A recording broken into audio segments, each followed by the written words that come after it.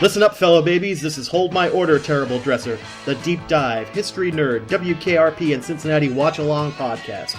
I am Mike Grasso, and with me, as always, is Rob McDougall. What is happening, everyone? This week, we've got a couple of very funny, very sitcom-y episodes of WKRP to cover. Never Leave Me, Lucille is our first one up, and I Want to Keep My Baby will be second. But first, we're going to kick off with Never Leave Me, Lucille. Again, a very sitcom-y plot, Rob. Herb and Lucille have finally reached the breaking point, and Herb is on the couch, literally, at WKRP as we open the episode, having been kicked out by Lucille. And, of course, the rest of the episode is all about how people don't want Herb foisted off on them for him to crash on their couches. And, obviously, by the end of the episode, the two of them get back together. It's, classic sitcom premise, formatting, not a lot of suspense, but a fair bit of heart. And yeah, I think this episode really just works. It is a sitcom, but it's the sitcom done really well. This is, the ensemble has come together. And yes. This is WKRP firing on all cylinders. All the parts are working now. All the characters, we recognize them now. The little things that, have been worked out. Yep. And, like I said about ensemble shows back in our pilot, now that we know these characters, we can start to mix them up in funny ways. Yes, right? I was just going to say that. So, the premise of Herb staying at Johnny's, what's that going to be like? So lots of funny back and forth interplays, Herb staying at Johnny's. The idea of Jennifer losing her cool, basically. And Jennifer losing her cool. I loved flustered, panicky Jennifer in this episode. Just like we have said that after harshing on Gary Sandy, we actually like flustered Gary Sandy. Yeah. Maybe there's something about, flustered is funnier than cool. And yes. Andy and Jennifer are both kind of characters that usually have it all together. Yep. And they're funnier maybe when they don't. Excuse me. Yeah? Did you just call me? You bet. I am a free man. No more excuses. Andy, I cannot handle something like this right now. How about tonight? Bailey, tell me this isn't true. Now, not really. A little dinner, a little wine. We can't have this, Les. Now, we have to get back together for the sake of the children. How about around 7:30? Even if you're not married, Herb, I'm not going to go out with you. Never. Never, ever. Want to bet?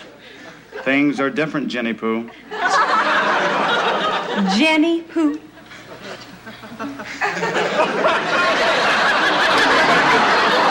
I mean, two things here. Lonnie Anderson's a really good comic actress, and this is the first time she gets to really show that off. Yeah, so she gets a lot to do. She gets humor that isn't purely predicated on how men see her. She gets to have these different kinds of interactions. I really liked her interactions with Lucille. I thought that they're just very funny together and playing off one another. We're going to talk about Edie McClurg, the amazing Edie McClurg. But, I would watch that spin-off, the Jennifer and Lucille show. Yeah, them at a singles bar, getting drinks sent to them by man after man after man, which I think is great.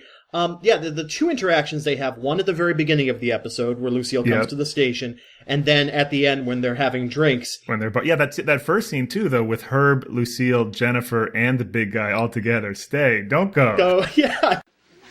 Lucille. Lucille. Hello, Jennifer. What you are doing is a terrible thing. Now meet me for a drink later and we'll talk. Surely. Hello, Mr. Carlson. Hi.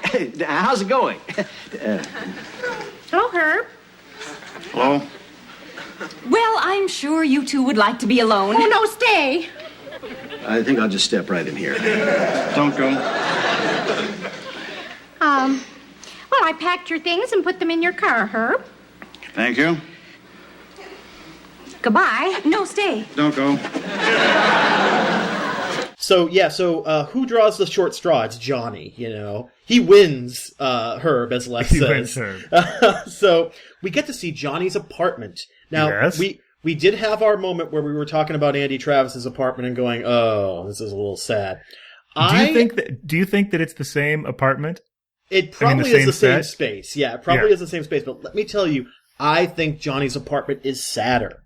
And I'm about to tell you why. No 40-year-old man should live like this. He should not be taking free posters from the station and plastering them up on his walls. If you're 40 years old, it's time to take down the posters. It's time to take down the blue tack.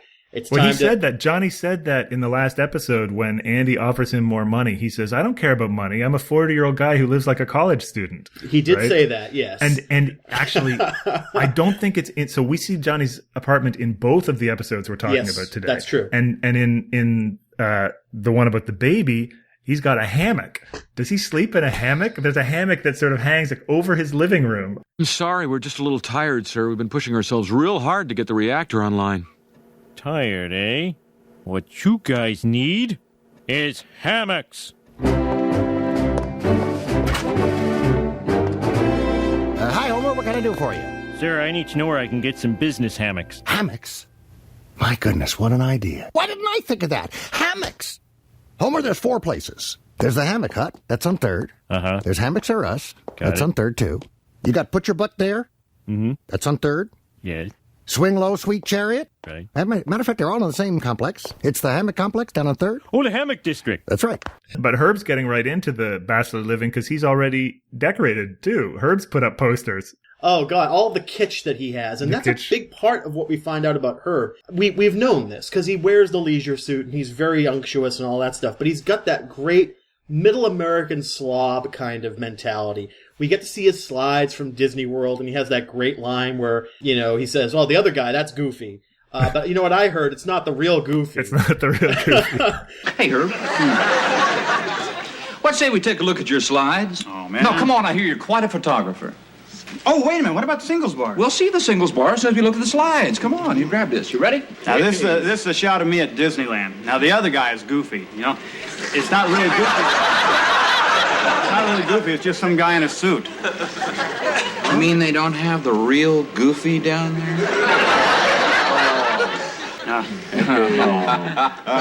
Cute. It's my daughter, Bunny. Yeah. She's cute. Yeah, real She sure is. Lucille, Herbert Jr., and, there's my car again in the background. I'll be darned. Herb Jr. wears white shoes, too. I mean, he likes to dress like me, I'm kind of his hero. Next slide, Herb.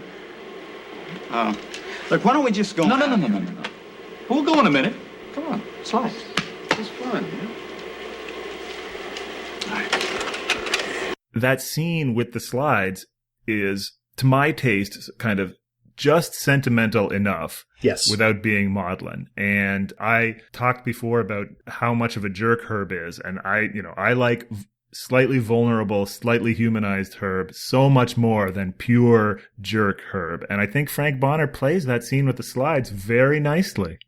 You see, Herb says that I'm a wonderful homemaker and a wonderful mother, a wonderful cook. But I don't think that he thinks about me, as a woman. Just a woman, a friend. Bald man with scar. Fine gentleman. Woman dressed as man. And guy who says he's Big Herb.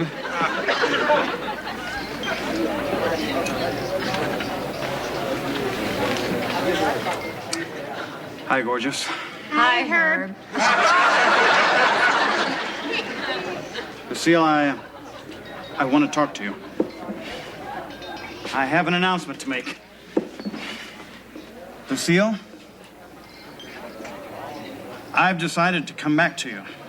Oh. I said I will never be as cool as Herb spinning around in his chair at the singles bar and pointing at Lucille. I mean, that was just, that was so well done. He's like, yeah, I'm the cool guy who sent you a drink after, almost having a divorce with you, but like, he plays it. He plays his confidence really, really well. Herb's a confident guy most of the time. I love that Lucille thinks Herb is sexy. Yeah. And Herb says you can't base a relationship on sex alone, which implies that their sex life is good. Great. Yeah, which exactly. I'm happy to hear. And when he says, hi, gorgeous, and both Jennifer and Lucille immediately answer, that tells us that Herb calls Lucille gorgeous, and presumably that Lucille thinks of herself as gorgeous, and that's all great. That just makes me very happy. That's really great. I don't trust this kid any further than I can throw him. Well, with your bad knee, Ed, you shouldn't throw anybody. It's true. What is so dangerous about a character like Ferris Bueller is he gives good kids bad ideas. Uh-huh. Last thing I need at this point in my career is 1,500 Ferris Bueller disciples running around these halls. He jeopardizes my ability to effectively govern this student body. Well, makes you look like an ass is what he does, Ed. Thank you, Grace. I think you're wrong. Oh, well, he's very popular, Ed. The sportos, the motorheads, geeks, sluts, bloods, wastoids, dweebies, dickheads. They all adore him. They think he's a righteous dude. So let's not hold off any longer, Rob. We've been waiting since last week to talk about Edie McClurg, and I mean, I think both of us are of that generation where she just appeared in a lot of stuff that we liked. Right, the great, I warned you I would have a lot to say about the incomparable, the unsinkable Edie McClurg. So, many years ago I got into this long debate with a friend of mine over the definition of character actor. What is a character actor? Okay. This was before you had the internet and could look things up immediately. And I said, correctly, that a character actor is an actor who plays distinctive, unusual characters, and kind of disappears into each part. So it's unrecognizable from part to part. Right. But my friend, she incorrectly believed the opposite, that a character actor is an actor who essentially plays the same stock role again and again, right? I see where this is going, yeah. So I remember this because, first of all, I remember all conversations in which I turn out to be right. But also because this, my friend is listening to the podcast, and I bring it up because Edie McClurg is actually both kinds of character actor. Okay. Most obviously, she is the second type. So if you're listening and you don't know who we're talking about, you do know her. She is the chirpy, cheerful Midwestern woman. Yep. She's a housewife, a secretary, a nosy neighbor with that distinctive North Central accent. Not quite batty, but definitely dotty. So, we should just rattle them off. She was She was the school secretary in Ferris Bueller's Day Off. Absolutely, right? yes. She was the school secretary in Back to School, which opened on the same day as Ferris Bueller's Day Off. Oh, yeah. I learned that from IMDb. So if you want, peak Edie McClurg would be 1986. Yep. She was the dotty next-door neighbor on the sitcom Valerie, which premiered the same year. She was also the dotty next-door neighbor on Small Wonder. I am sorry to say that is true. I wasn't going to bring it up because I didn't want to send you into a fugue state or something, but she was, in fact, she was on Small Wonder. But also, Planes, Trains, and Automobiles. Oh, yeah. A lot of John Hughes movies. Right. He liked her. Sort of a darker turn on the same character in Natural Born Killers. Oh, God. She's the mother in the sort of freaky sitcom sequence. Her first movie was Carrie, the Brian De Palma, Stephen King movie. She's one of the teenage tormentors in that. Wow. And if I can share one of my personal sort of memories is that she comes to us through the LA improv group, The Groundlings. Yes.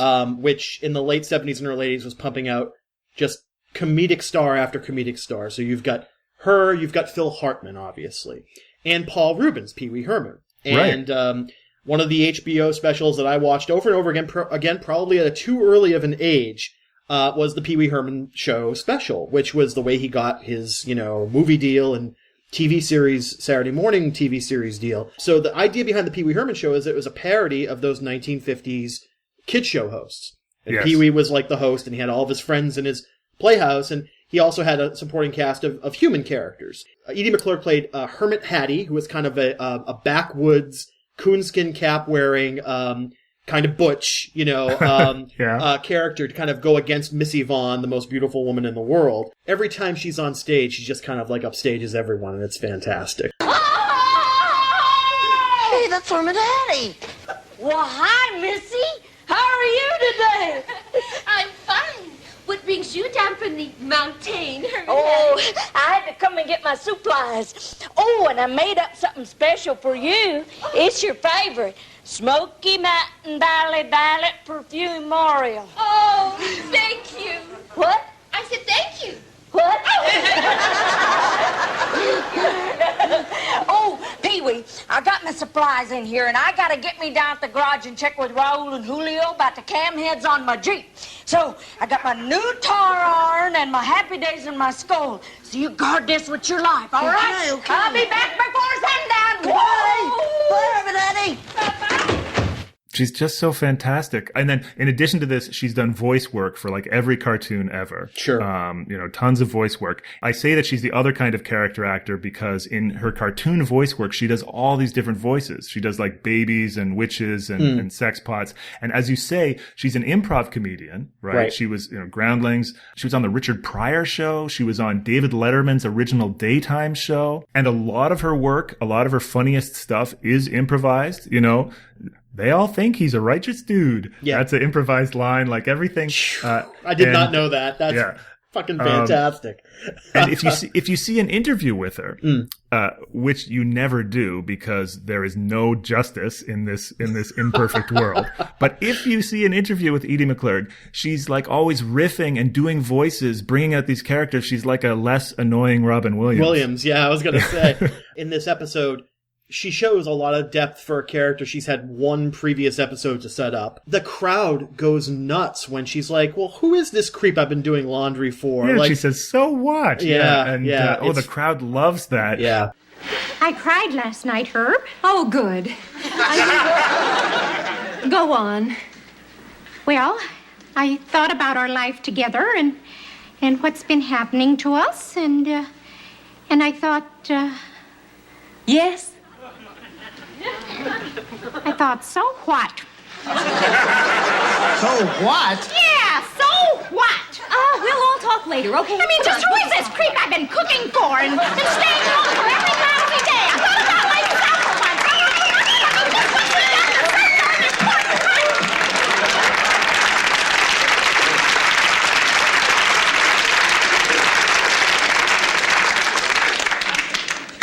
She seems to be bearing up pretty well. As she storms out, like Mr. Carlson says, well, she seems to be bearing up pretty well. Well, yeah. I can't articulate why I love Edie McClurg so much. I just think she's terrific. And it is, as I said before, I feel like there is no vanity in her performance. Yes. And in the absence of vanity, one attains a kind of coolness or grace. So often that character is supposed to be the butt of the joke. Right. That there's an easy laugh at the expense of the dotty, uncool middle American housewife. Yep. And keep in mind, if you see Edie McClurg now, you probably think that's who she is. And it's quite possible that she's sort of grown into that because we become what we mock. But in 1972, she is in her mid-20s, living in L.A. She comes from Kansas City, Missouri, joins this fledgling LA comedy troupe and creates this character that obviously is the housewives and mothers that she remembers from back home. Yeah. Right? There could be a little bit of even, she's self-mocking, mocking her own past, but she's not, you take this character that's supposed to be the butt of the joke. And the thing is, if you put Edie McClurg in there, then kind of dollars to donuts, she's going to find a way to flip the joke and show you something more to that character. Make that character be tougher or smarter or sweeter than you think, or just have more depth. And that's often her best moment. No, Mom's gonna do the turkey. Yeah, Dad wants ambrosia, so I guess we gotta get those miniature marshmallows. And I'll do the crescent rolls, and you do the cranberry. You know I can't cook. Oh. Yeah. Well, I'll see you tomorrow then. Gobble, gobble. Oh, bye-bye.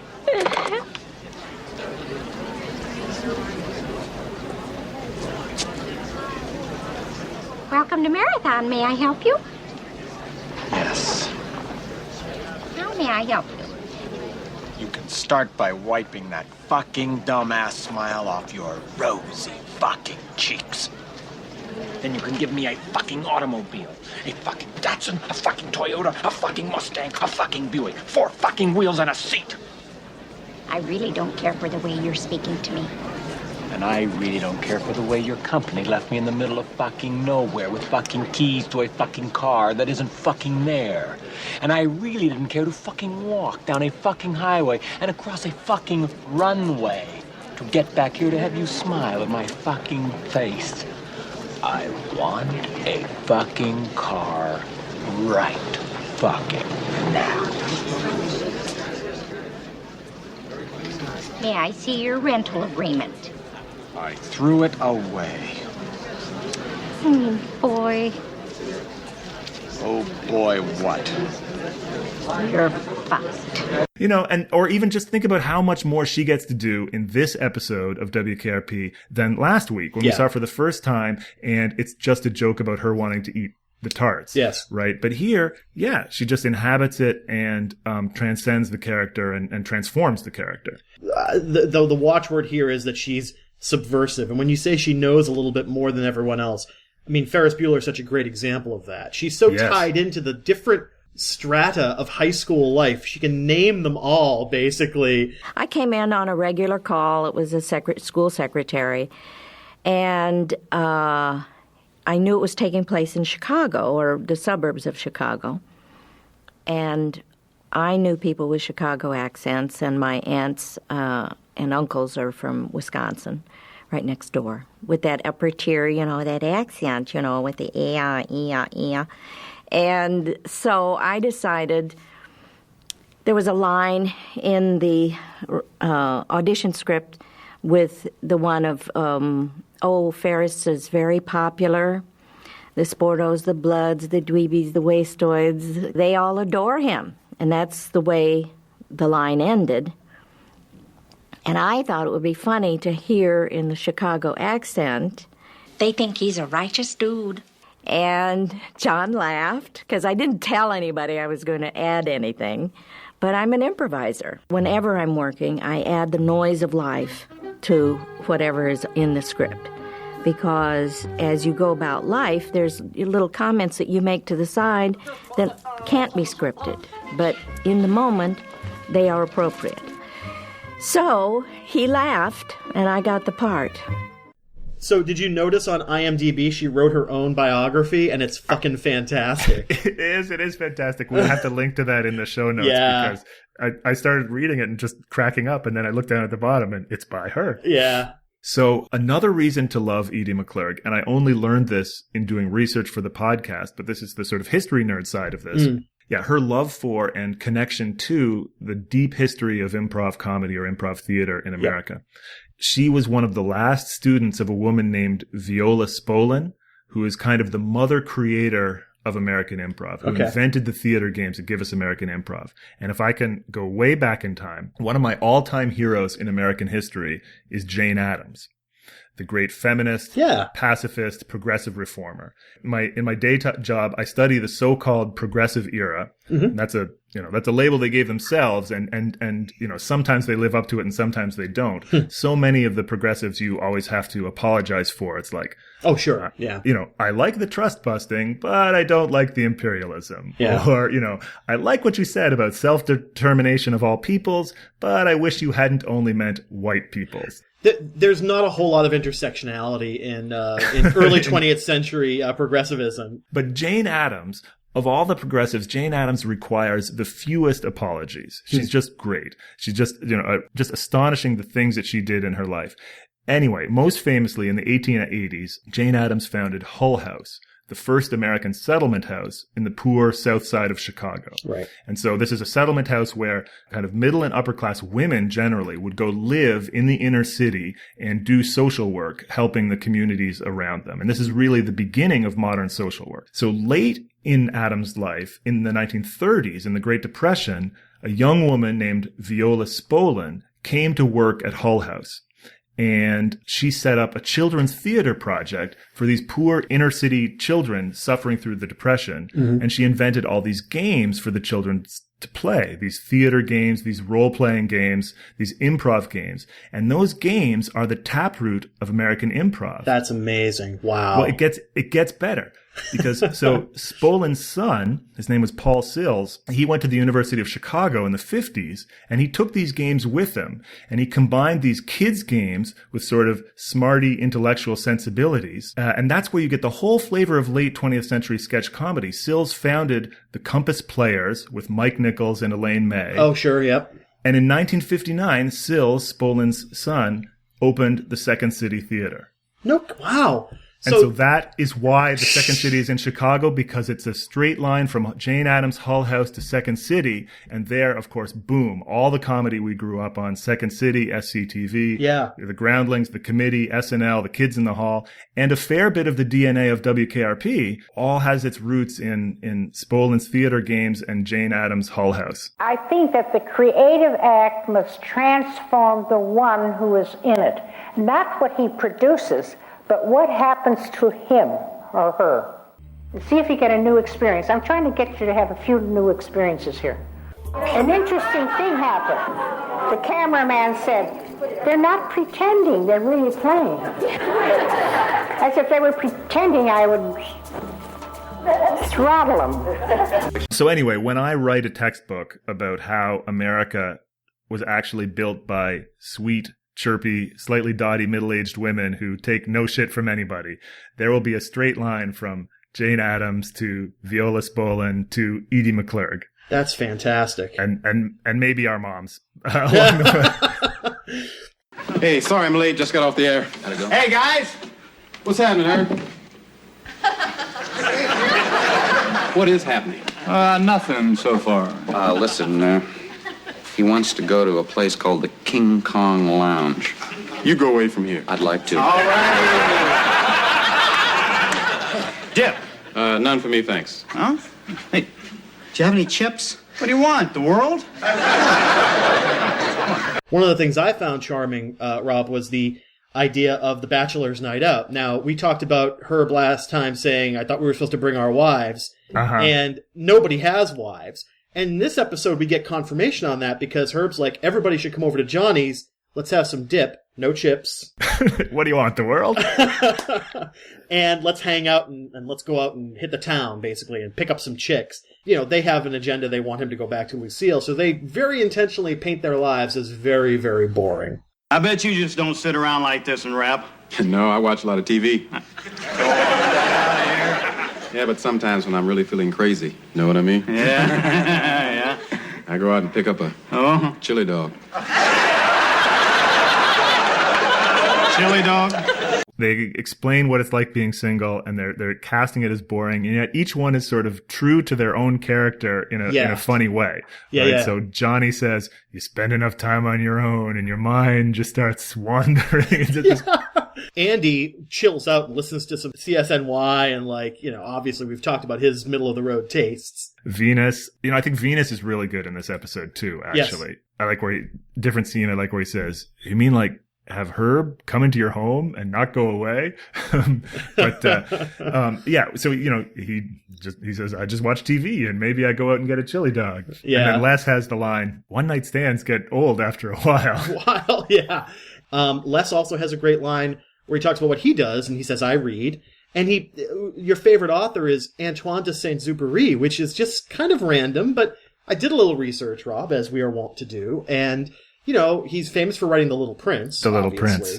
We all know that story, but he was also an aviator, sort of during the golden age of aviation. He also wrote a book called Terre des Hommes, which is a series of autobiographical short stories. And one of the interesting things I found about this book, it was a huge influence, apparently, for a lot of thinkers, especially in Canada. So in the early 60s, as they were planning the Expo 67 that happened in Montreal in 1967, one of the organizers, Gabrielle Roy, decided to base the sort of theme of the expo on Saint-Exupéry's thoughts about people twinkling here and there like stars in the night. And, that gets me thinking, wow, Expo 67 indirectly inspired by the guy who wrote The Little Prince, which is just kind of amazing.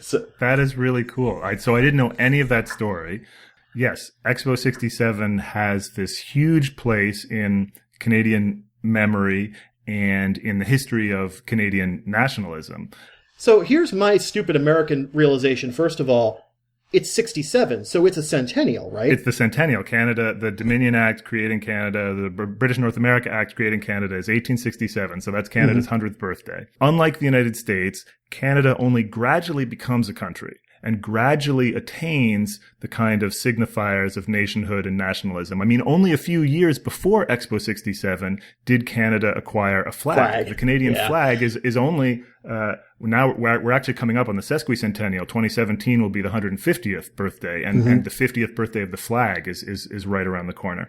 I think that a country that lasts for 100 years without bothering to get a flag is pretty cool, actually. Like, to me, that's like, yeah, you know, take it easy, man. We don't need a flag. Like, I'm not a big flag waver. I really like the kind of nationalism that is, like, yeah, we'll get around to coming up with a flag 100 years in. But, Expo 67 is like this interesting turning point in Canadian nationalism. They were trying to do nationalism differently. There was this idea, you know, these kind of expos are usually very jingoistic, very, imperialistic kind of. Yep. And so there was an effort in 1967 to make Expo 67 a kind of post-colonial expo. So the decolonization movement was in full effect. You know, former British colonies in Africa were becoming nations, and people were trying to imagine a new kind of relationship between the nations, and also because of Canada's own regionalism and the French and English divide within Canada. Canadians thought that maybe they could imagine and articulate a nationalism or a kind of patriotism that wasn't so much bound up in us and them. Here's the box around us. Here's the box around you. A multicultural nationalism, a nation that was a transnational nation, a nation that was part of a peaceful commonwealth that had brothers and sisters in all different parts of the world, that embraced difference within Canada. And that was the kind of vision for Expo 67. I put all that in the past tense because I actually think that modern Canadians are a little bit in denial about how much Canadian nationalism now looks just like standard jingoistic flag-waving nationalism.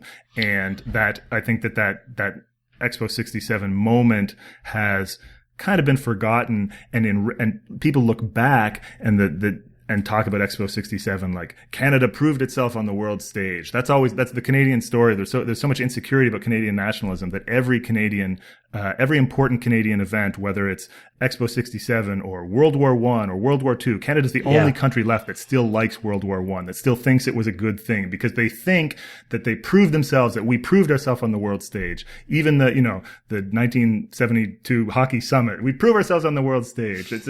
Every time we get in Olympics, we're going to prove ourselves on the world stage. Like we keep replaying this primal scene, this story of yes, we really are a country. We really are. I'm less invested in that than I am in this other vision, which you're describing, this other vision of an alternate nationalism. Anyway, I'm not going to get into modern Canadian politics today, but yeah, that was the 1967 moment. The atmosphere is unmistakably French. Here in the world's second largest French-speaking city, there's a true Parisian flavor when croissants and coffee are served up in pavement cafes. Who in fact would believe that the Champs-Élysées and the Eiffel Tower are an ocean away. In a city of 3 million people, the language, cultures and traditions of France are cherished with fervent patriotism. Yet this is the heart of an English-speaking subcontinent, a bastion of the British Commonwealth. Look around for some kind of English influence in this throbbing city, and what do you discover? American-style skyscrapers. America, France and Britain have influenced the growth of Montreal, capital of Canada's Quebec province. In 300 years, it has grown from a tiny trading post to a throbbing industrial center, where the skyline changes almost daily and the wide express roads are called boulevards. Suddenly, though, Montreal and Canada have found an identity and reputation that owes nothing to the past. A billion-dollar spectacle to celebrate the country's centenary of Confederation. Expo 67, the greatest show on earth. So our second episode today is I Want to Keep My Baby. Written by Hugh Wilson, directed by Asad Khalada, who directs most of these or many of these. And in this episode, a fan of Johnny's, a young woman or maybe a teenage girl, leaves her baby at the station. And Johnny takes care of the baby and kind of falls for the baby and doesn't want to turn it over to child services until he can contact the mother. And so we have a lot of everybody cooing over the baby is a lot of the action in this episode. Good morning. Good morning. Look what we have here, Mr. Carlson. It's a baby. Thanks, Les. It's Johnny's. He got some girl in trouble. We don't know that. He's a DJ. You know how those people live. That's Johnny's baby. What's it doing in my office? Because this is the quietest room in the station. Nothing ever goes on in here. Yeah, so in terms of how the episode handles having a baby, there's one actual shot of an actual human baby, which is quite cute. Did you notice the baby's voice? Not only did I notice it, I had another one of my patented WKRP is creeping me out moments where so the baby's voice is pretty clearly an adult actor trying to sound like a baby, right? Yeah.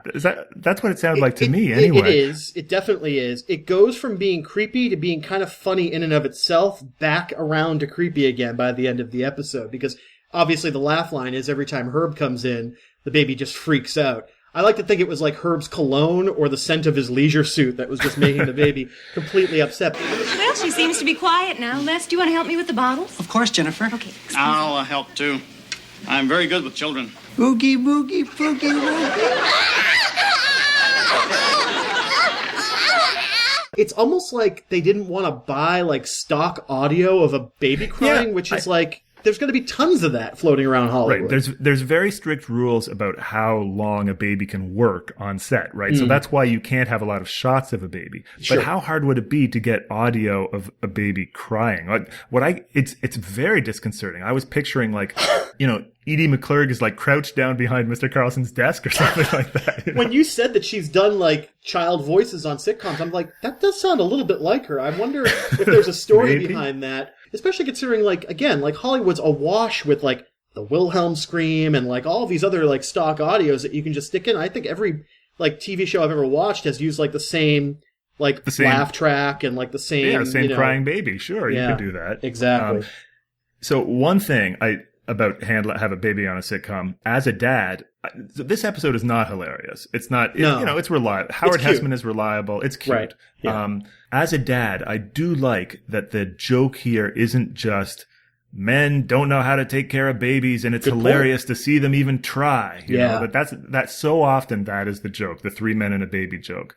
It's interesting because it does present child services and adoption as kind of a happy outcome, right? Sure. The child services people are not evil bureaucrats. The baby's not going off to some Dickensian orphanage.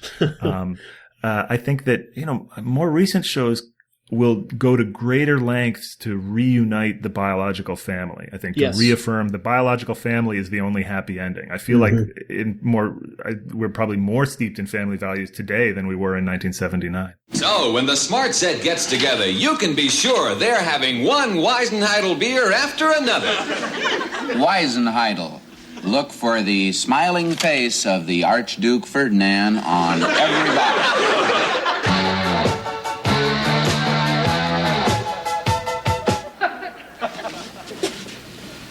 Yeah, you still there?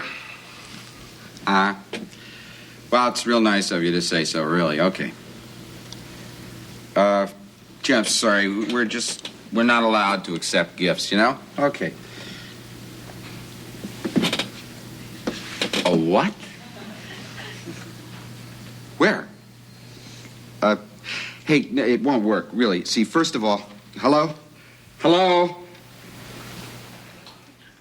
And, again, Johnny takes care of the baby in the booth a few times in the episode.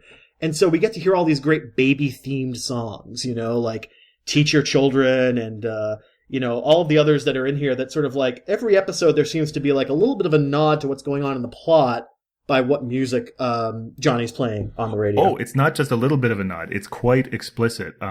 While the mother is on hold on the telephone. Yes. He's playing Hold the Line by Toto. Then he plays, I think it's Carla Thomas. It's just called Baby. Yes.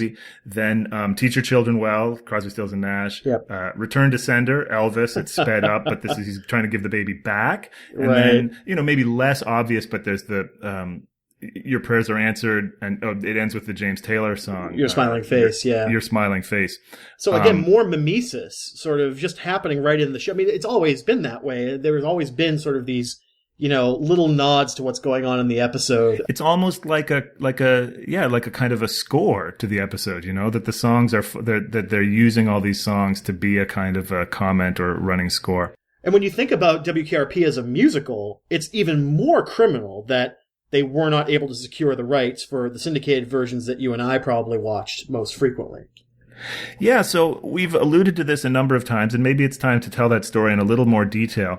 You were saying that you did not have much memory of this episode. Is that right? I don't know. I mean, I think once I sort of pictured the bassinet or the cradle in the station, it kind of came back to me. But when we came into this episode, I had no idea where the plot went, so I probably saw it once. I would not be surprised if the reason for that is that this episode, because it's so full of music, was one that was either rarely shown or shown in a very hacked up way. Sure. Because here's the story, which of course you know, but and some of our listeners know, but so WKRP, as we've mentioned, it was shot on videotape and rather than film. And the reason they did that, even though it did, as we said, videotape was associated with lower quality programming. So it didn't look like the kind of high quality shows that MTM, Mary Tyler Moore Productions, was known for. Sure. But they shot it on videotape because videotape was new, and because videotape was thought of as disposable, the music licensing rights were much cheaper for videotape than for film in those days. And so they kind of got a discount on all the music they wanted to use. And that was important to Hugh Wilson. He wanted to have a lot of music in the show. And Wilson, just like Andy lets the DJs program their own music, as the show went on, Wilson started letting Howard Hessman and Tim Reed pick their music. And that's great. As a way of just, he'd say, well, just figure out what Venus would like, what music Venus would listen to, or what Johnny would listen to. And so they are themselves programming their music. So there's all this great music and this wide range of music in the background of WKRP. But the problem with those cheap music licensing rights was that it was only for first broadcast. Yeah. And when the show went into syndication and became a kind of evergreen hit in syndication, they no longer had the rights, or they just lost the rights gradually to each one, and it got more and more expensive, and they couldn't relicense them. So they had to take out all of that music. And this is really hard to do. Because of the way it was shot, they didn't have separate audio tracks. So if people are talking over the music, they can't just take out the music. They either have to take the scene out entirely, which they often did, or take the music out, put in sound-alike music, and redub the audio, sometimes without the original actors, redub new lines over it, come up with new lines. And the rules are so strict that they can't even use the names of artists or the titles of songs. So in the Thanksgiving episode, we talked about how they had to take out that little exchange about, ooh, is this Pink Floyd? They couldn't even say that, they had to take that out, which leads, do we want to explain the title of our podcast now? No, I have been kind of trying to keep that aura of mystery, but hey, listen, if you've Googled Hold My Order Terrible Dresser, you've probably gotten the story. But, it doesn't take a Google search to realize that kind of cadence and that sort of set of words scans pretty well to Hold Me Closer, Tiny Dancer. So there's an episode, which we haven't gotten to a couple of seasons from now, where a Russian defector tries to defect at the radio station and ends up bonding with Bailey. It's a sort of Bailey-centered episode. And they have a kind of tender moment where Elton John's Hold Me Closer, Tiny Dancer is playing in the background. And then at the end of the episode, when does the defector go back to Russia, or is he sort of carried off by the State Department? I don't remember. And I can't imagine he'd be going back to the Gulag in a WKRP episode. We'll see it when we see it. But at any rate, when he bids his tender farewell to Bailey, he says, "Hold me closer, tiny dancer." And it's funny, but it's also meant to be sweet. Yes. But in syndication, they can't even use those words. So somebody had the genius idea of having him say instead, "Hold my order, terrible dresser." And those are his last romantic words to Bailey as he goes off. It's entirely non sequitur, meaningless. But now that I think about it, Rob, the terrible dresser part definitely links up with the way we've been talking about Bailey the last few weeks. Oh, thank you. This is nice sauce, thanks. Mio figlio. Ti Mamma. piace? Mamma. Piace? L'ho fatto per te. Alla bruzza, Fatto per te. Alla veloce. Loopy nerd. We buried, he's probably stinking up the whole Parking. forest by now. Tutto il tempo. Paraloce. Hey, watch your mother father mouth. Don't you tell me what to do, you little piece of shoe. Hey, that's my aunt, you mother father. Tell you what. Both of you can grab one of my books, you mother father, Chinese dentist. You! So one of the pieces of music that we didn't mention that isn't necessarily related to the baby theme of the episode is that Venus gets to spin tunes in the morning, which I thought was kind of awesome. It's Venus Rising. Great name for a show, right? And Venus plays a Bob Marley song, which I think for 79, for a mainstream audience, I think he was probably starting to break big in America in the late 70s, early 80s, if my suppositions are correct, but it's still very, it seemed significant in a way because, he's Venus not going to play. Cool. Yeah, Venus has got good taste in music, and he's not going to play the quiet storm stuff in the morning. He's not going to play the very smooth sort of R&B. He's going to play something that's a little bit peppier and lively up yourself, definitely, qualifies. Lively up yourself. Yeah. So let's talk about Venus. And, in a lot of ways, I think we've been kind of dancing around this issue. I think we took on the homophobia and transphobia in Less on a Ledge. We took that on head on, even though it was tough to watch. But I got to be honest with you, Rob. In both of these episodes, there were moments where there was kind of deployed racial humor that, left me kind of uncomfortable. I think in a lot of these cases, we're supposed to be laughing at the racists. We're supposed to be laughing at racism. But it's so just ham-fistedly sort of deployed that to a modern ear, it just doesn't sound, it just sounds like racism, basically. Yeah, it's tough, and it is not something we love to acknowledge about a show we like this much. And I think, I do think it's going to get better as we go along. But let's face it head on. I think the standard racial joke in WKRP is a white character says something clueless, right? Either something unintentionally racist, or maybe they try to be hip in a clumsy way. In the first episode we looked at today, Herb gives Venus the black power fist as he walks in, and the black character says, say what? The race jokes always obviously swirl around Venus. That's the lot of being the one black character. Yeah. On the sitcom. And if you're an African-American actor on a 70s or 80s sitcom, you need to have a very good repertoire of say what, faces, and reactions, right? Because that's a lot of your job is going to be like to just mug after those adorable white people. They can't stop being racist. Isn't that funny? Even in all black ensemble sitcoms like Good Times, The Jeffersons, What's Happening, even though those are, characters and, again, ensembles that have real depth to them, and it's black characters interacting with other black characters, and it's black characters interacting with white characters, those shows were still produced by white guys, Yeah, those shows were still created and written mostly by white guys. And so they're not kind of owned and operated by African-American, creative forces. Not until The Cosby Show, basically. And cut. Hi, my name is Robert Taylor, and I'm a black actor. I had to learn to play these slave parts, and now you can too, at Hollywood's first black acting school. It teaches you everything. Learn Jive Talk 101. You motherfucking jive turkey motherfucker. All right, that's good. You work. All right, you try it. You fucking mothers. No, that's wrong. Watch me, man. Just be cool. Jive, turkey motherfucker! Good work. That's only the beginning. You too can learn to walk black. Yeah, that's right. And so you end up having all these questions about authorship and what is going on in people's heads. The target of these jokes is generally, although there's an exceptions, but the target of these jokes is generally white awkwardness around race, but it still gets projected onto the black character, right? Yes. They are the one that has to mug and react. And the perfect example of the say what face is, what you talking about, Mr. Drummond? That's that was Gary Coleman's whole career, right? Right. Now, at least they had integrated sitcoms. I think, in a way, by the 90s, sitcoms had basically segregated. Yeah. Think about Friends and Seinfeld. Those shows were lily white and never talked about race. It's still happening. Lena Dunham has had to take a lot of flack, I think justifiably, for how white her New York is in Girls.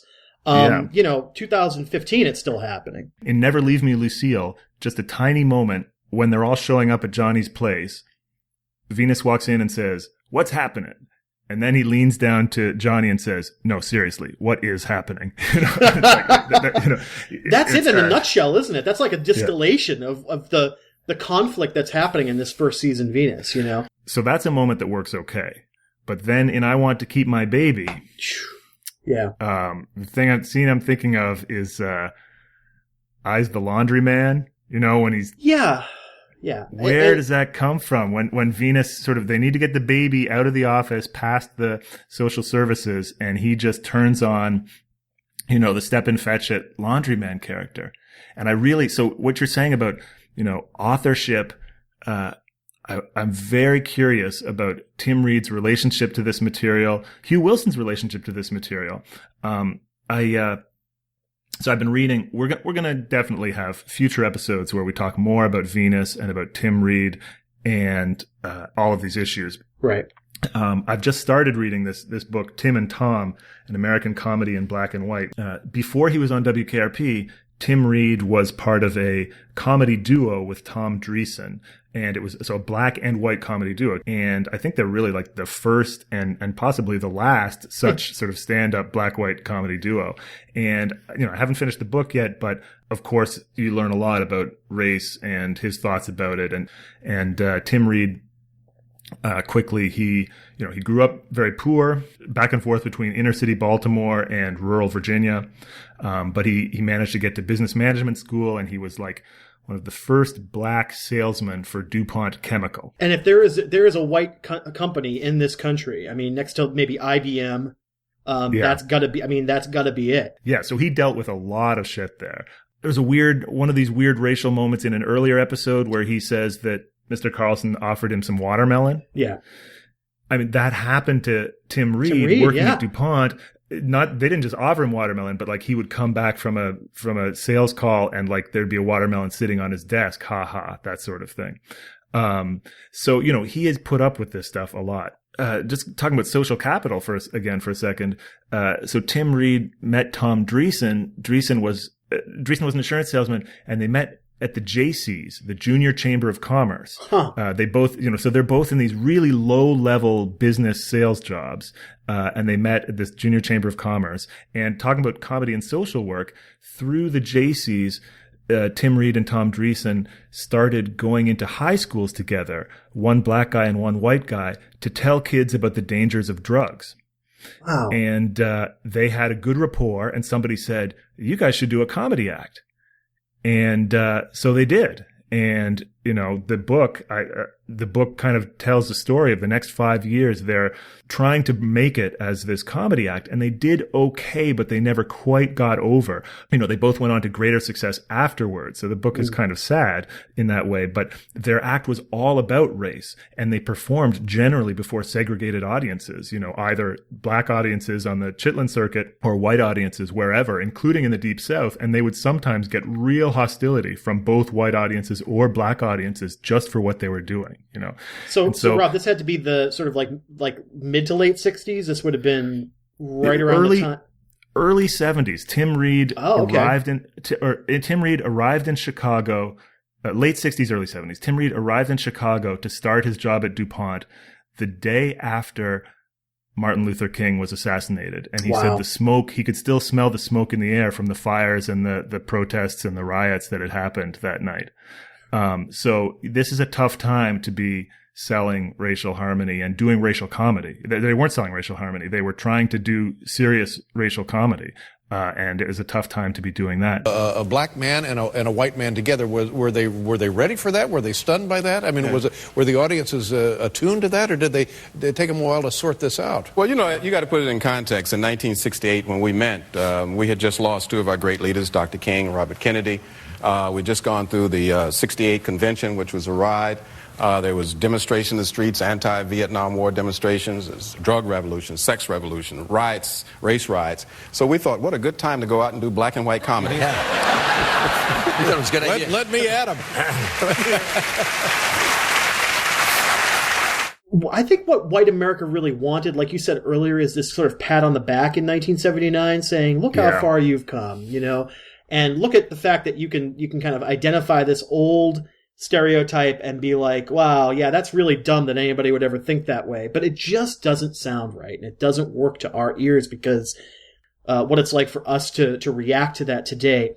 In 1979, things are a little more liminal, and it's sort of like that tension that I was talking about, the idea of humor being this benign violation, let's say. Yeah. Again, in 79, like, a white audience is going to laugh a little uncomfortably at that, but they're also going to recognize their own parents' generation in that sort of thing. They might laugh uncomfortably, but they might just laugh non-ironically too. They might not be uncomfortable. That's the thing that makes me uncomfortable. Is it's like Archie Bunker. Oh, sure, yeah, because like people on the right loved Archie Bunker. The joke was supposed to be, let's laugh at Archie's racism and prejudice, but a lot of people were taking it at face value. Mr. Bunker? Sammy Davis! Sammy Davis, there he is! I told you he was coming. There he is, right out there on the stoop. Come on in, Mr. Davis, come on. Davis, it's an honor. Oh, Sir, it's my wife, Edith, laughing over there. Shut up. Mr. Davis, my daughter, Gloria, standing over there. Hello, Gloria. And her husband, Mike. Hello, Mike. No!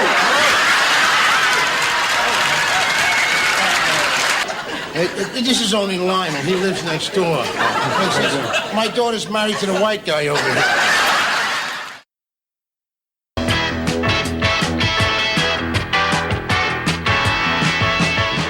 Hey, thanks for listening, everybody. We'll be back soon with more WKRP riffs and memories. If you like this well enough to listen to the whole thing, tell somebody about it. We're online now at holdmyorderterribledresser.com, which wasn't taken, and will be up soon on iTunes and the other one. Good day, and may the good news be yours.